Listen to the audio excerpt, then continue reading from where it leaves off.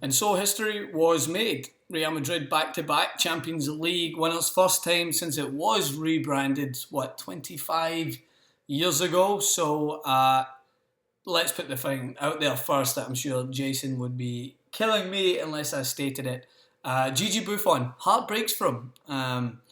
Again, falling short of the one major accolade that he hasn't added to his trophy cabinet. So definitely a tough one for that. But then when you're up against one of the world's greatest ever players in Cristiano Ronaldo, once again adding 2 goals, but once again you'll see people, oh, the first goal was a deflection. The second one was a tap-in.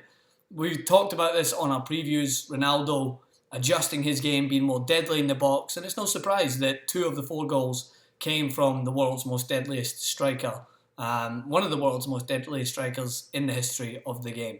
So things started as you'd expected. Juventus trying to bully Real Madrid, really pushing the tempo and frustrating Madrid, trying to get them out of their way of playing football and the way they're knocking the ball around. And it looked like they were succeeding up to a certain point, and Madrid's only real chance came to Ronaldo, who was able to put the ball into the back of the net.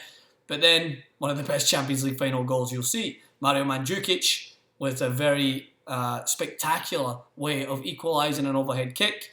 And then from that point, I think Real Madrid, there was a little bit of a wake-up call. A couple of chances fell to Juventus. They could have strengthened.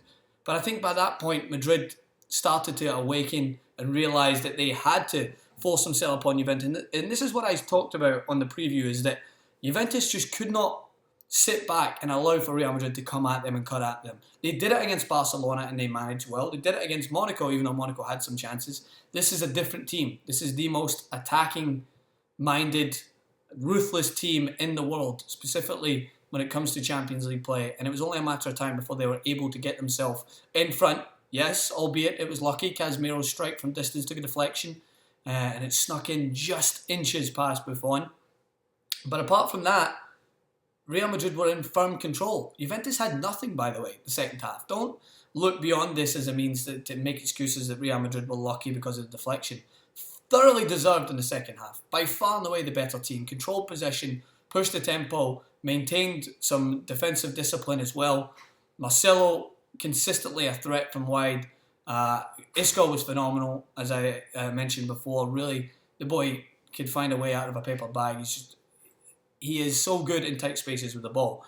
And then Cristiano Ronaldo put the game without doubt with a touch of class, a great ball played in behind. It was lackluster from Juventus, to be honest, in their own half that allowed for Modric to make that overlapping run and for Ronaldo to put it in. So they could have, there's a bunch of things that they could have done better.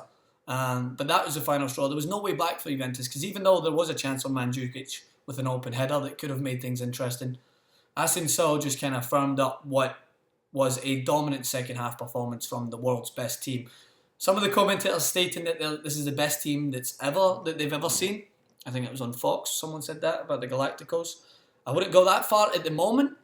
I think they have capitalised on other teams falling off, such as Barcelona. I remember the Barcelona team that was around about the same time as Spain's World Cup winning team of Iniesta in his prime, Xavi in his prime. That Barcelona team, for me, although they did not go on to reclaim the Champions League back-to-back, they dominated that era of football. So that's still one of the teams that I would consider up there on the best. I mean, they've won, the history's on their side. Back-to-back Champions League winning trophies. So Zinedine Zidane now, 2 Champions Leagues and 1 La Liga in his term already as Real Madrid manager. The best manager in world football at the moment. Knows his team inside out, and it's going to take a hell of a team to beat them, even looking at their team going forward into next year. They bring Bale off of the bench, and look at the depth that I was mentioning was lacking at Juventus, who they are able to bring on. Dybala wasn't firing, so then they replace him, whereas Bale's coming on for Real Madrid at that point. That's the depth that you're up against, and that's why they are European champions. Hit me in the comments what you think of the game. Are you as sad as Jason probably is for Buffon? And I'll see you guys very soon.